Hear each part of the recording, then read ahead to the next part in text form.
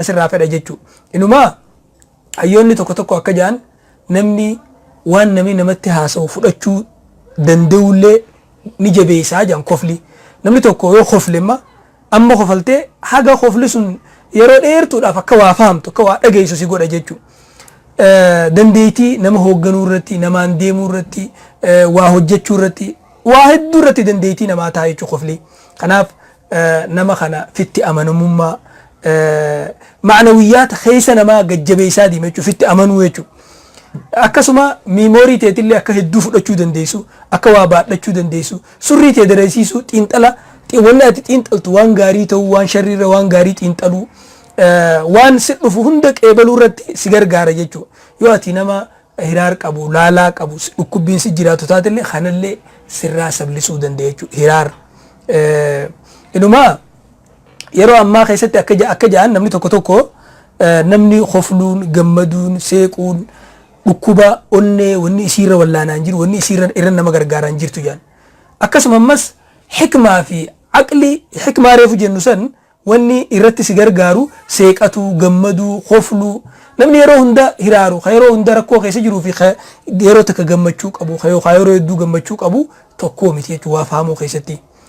Haga hayyoonni amma sammuu namaa tanaa fi kofli hiriiroo cimaa walii qaba jaa waan ganaa saayinsistoonni irratti qorachaa jiran ammallee guutuu siidhaarran gahin jechuudha. Qaama namaa aqlii namaa dandeettii namaa miira namaa yeroo takkatti namni tokko hoggaa seequ seelii qaama namaa kanarraa 300 olii sossooja. Ispoortii akka nama ispoortii godheeti jechuudha. Sammuu teetiif, aqlii teetiif, xiinxala keetiif, yaada keetiif waa hunda bakkatti waa kuusattu kana hundaafuu hedduu si gargaara jechuudha. Gama biraatiin nama tokko wajjin hoggaa teessii haasoitu yookaan hoggaa wajjin jiraattu haadha mana keetii haa ta'u hiriyaa kee haa ta'u ilma kee haa ta'u yeroo seeyite yeroo itti kofalte yeroo kofalchiifte yeroo wajjin kofalte hedduu isa biratti akka inni si jaalatu godha jaalala isaa ibsu jirte jechuudha. Kanaaf nabiin keenya sallallahu alaihi wasallam laa tahqiranna min almacruufi walaw an talqaa akhaaka biwajhin xalqin macruufan tuffatinaa khayrin tuffatinaa obboleessa kee fuula diriiraan qunnamullee yoo ta'e hadiisa biraatti tabassumuka fi wajhi akhiika sadaqa obboleessa kee hiriyaa kee biratti itti seeqachuun si sadaqaadha sii ta'a sadaqaa jechuun akka nama horii kanneetiif jechuudha. Maal isaa goote isa gammachiifte jechuudha. Irra caalaan nama tokkootu nabii keenya sallallahu alaihi wasallam itti dhufee yaa ergamaa rabbii irra caalaan waan ilmi namaa hojjetu maalii jee gaafannaan sururun tudkhilu ala muslimin nama muslimaa gammachiisu jeen jechuudha. Namni tokko bara yaada qabaate hoggaa ati itti kofalte innillee yaadisaa san irraanfatee si wajji gammada jechuudha. Kanaaf hayyoonni islaamaa waan ja'an nama si jaalatu biratti yoo seeyite jaalala ibsiteefi adawwii kee yoo itti seeyite jabeenya kee ibsiteefi nama si wajjiin addaan bahe kasii wajjiin saahibummaa dhiise uma fedhattu nama addaan baataniin itti yoo seeyitees isa sheeneessite nama hin beeynetti yoo seeyite illee ajrii argattee jaan akkuma cufattu khayri malee sharriin qabdu jechuu seeqachuun yaada si irraanfachiisaa rakkina ati keessa jirtu si irraanfachiisaa guyyaa waan adda addaa qunnamaa ooltee mana galtee haati mana keetii fagag ogutta hoggaasi jette achumatti waa hunda rakkina guyyaa kanaa mataan kee rimuuf godhe irraa baasa jechuudha. Irraanfatte hayxee jechuuf keessa akkaatumatti mana keessa jiraatanittu hedduu murteessaadha jechuudha. Inumaa booda tana ulamaa'iin waan kofli qabu faayidaa koflaa jedhanii waan isaan irra gahan keessaa waa hedduu dubbatanii yeruma hundaa kofli ni barbaachisaa jedhan jechuudha. Haga namni guyyaa tokkotti yoo xiqqaate 17 ol kofluu qaba gammaduu qaba haga jedhan takkatti jechuudha. Daa'imni faan hoggaa 300 ol kofla.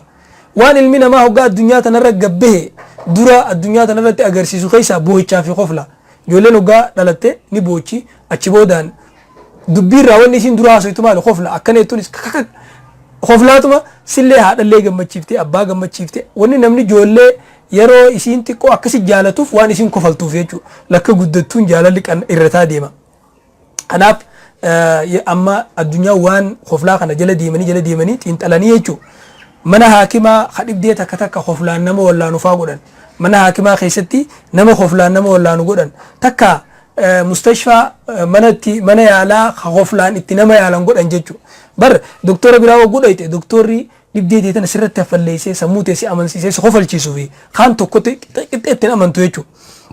amma yoo ilaalte wasaa'ila ilaamaa miidiyaalee adda addaa irrattis TV faarratti barnaamija nama kofalchiisuu jedhanii kopha godhanii faayidaa inni qabutti amanuudhaaf jechuudha. Biyya garii faa keessa yoo ilaalte biyyoota gurguddatan Awurooppaa fi kana keessatti amatatti yeroo ayyaana koflaafaa jedhanii ayyaaneffatan faa jira. Biyya hedduu keessatti jechuudha waan nama kofalchiisaa hedduu godhan. Garuu ulaagaan isii yeroo kofaltu ulaagaa qabaachuu qaba. Wanni namaan kofalchiisan sun kijiba ta'uu hin qabu. Ammas akkasumatti nama tuffachuun keessa jiraachuu hin qabu. Qoosaa anjamaa nama godhuun jechuudha. Maaliif yoo kun keessa dhufe Nabi sallallahu alaihi wasallam hadiisa sahih keessa waan jedhe bihasabi imra'in min ash-sharri ay yahqira akhahu al-muslim hamtu ibidda nama nayturra obboleessa fi muslimaa tuffachuun namaaf geeje. Diliin akka nama tuffachuudhaan jirtu je. Ibidda waan si geessu keessa si tuffachuun geeyaadha je. Ayata Quraanattis yaa ayyuhalladhiina aamanuu laa yaskhar qawmun min qawmin yaa warra rabbitti amane dhiirti dhiiratti hanjamaan godhin dubri dubratti hanjamaan godhin waliin qoosin namni qoosaatti godhan katti hanjamaa godhan sun nama caaluun malaa ati naman tuffatin malee nama rifachiisin malee nama keessatti anaaturraa oliin sitti hin dhagayamin malee haga feete yoo nama kofalchiifte haga feete jiruute kofla gaddeemtus kofalte ol deemtus kofalte meelaali yeroo amma jirru keessatti namni hin beeku malee abalu haalli isaa gaarii jaan abalu hama jaan ka gaarii jaanii san maalirraa gaarii jaanii ni beekta hokkofluma isaa bakka deemutti nu kofla fuulli isaa ugaa harka fagagsijaa oguta kallee fuulan guuru garuu namni faallaa kanaatti faamaa jira hoogganaa hin kofalle hoogganaa jabab beekan sheekan kofalle sheeka jabab beekan kuni dogoggora akkasii miti namni nama guddaa wajjinis akka nama guddaatti nama xiqqaa wajjinis akka nama xiqqaatti dubartii bira guddaa quswaayee dubartii akka nabii keenya sallallahu alaihi wasallam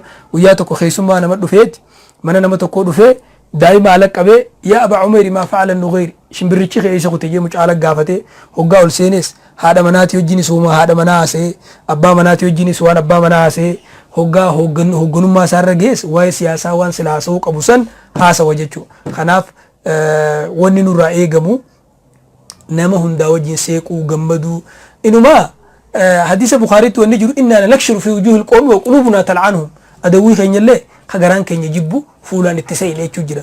Dhiirummaa jechuun seexee nama gammachiisuu danda'uudha. Seexee nama kana jijjiiruu danda'uudha. Itti kofaltee kofalchiiftee malee fuula guurtee akka bineensa taatee deemuudhaa miti jechuudha. Kanaaf wanni nurraa eegamu kana kun waan haala gaarii keessatti lakkaawamurraayi. Kanaaf sagantaa kaleessa dabarsinee wajjin ta'arraan tanaatuun faallaadha. Inshaallah magribaatu nu ga'e haga hafee magribaa boodatti deebinaa. hagasitti turtii gaarii isiniin jenna. Assalaamu alaykum wa rahmatullahi wa barakatuh.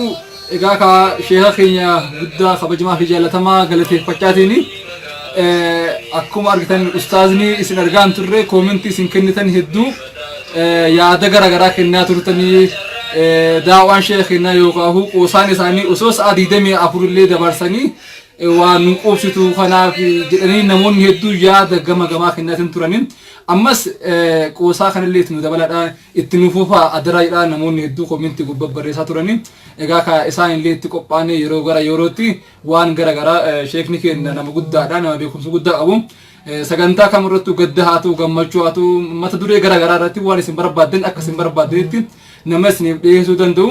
Kanaaf ammoo asirratti namoota gara 400-500 nu hordofaatiin ture hedduu galatoomaa ulfaadhaadha. Sagantaa kana yeroo hordoftan hundi keessanuu sheer wal jedhati obboleewwan biraallee akka bira ga'u peejii sheekha keenyaallee filoo gochaatiin hordoftuun illee akka baay'atu daawwan isaanii sunii fi ergaan isaanii qaaliin tun akka nama hunda bira geettu dirqama keessan baa warroonni salaamata gaafattanii wa alaykum salaam wa rahmatullahi wa barakatuh maqaa kiyyaa fi maqaa sheekha kiyyaatiin illee akkasuma sagantaan kun gama biraatiin ammoo hilif multimedia waraabaa yeroo waan sagantaa qulqulluu isin biraan gaa ammallee sheekni kennas immoo salaatanii mata duree biraa yookaan mata duree kana fakkaatu nuu deebanii daqiiqaa muraasa booda isinillee salaataati nurraan fagaatina ammallee sagantaan teenya itti fufti nama 400-500 nu hordofaa jira waan ta'eef kanaaf hawaasa keenya ijoollee keessaa biyyaadhaa jirtaniin tajaajila daawwaadhaa argachaa jirta waan ta'eef kallattii kanaan hundi keessanuu hirmaadhaa daqiiqaa 20-30 yoo guddaa daqiiqaa 40 booda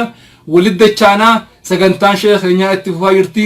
Kanas kan godhe hirmaannaa keessanii ammallee hirmaannaan sheekni keenya akkuma beekamu hawaasa keenya isin nu tajaajila waan ta'eef dalagaa isaanii irrallee kanaafammoo eegasin hirmaattanii eegasin jajjabaachaa ittiin jirtani ammallee fagaatinaa koottaadhaan nullee isin bira jirra salaanni walitti dachaana wabillahi tawfiq wassalamu alaykum wa rahmatullahi wa barakatuh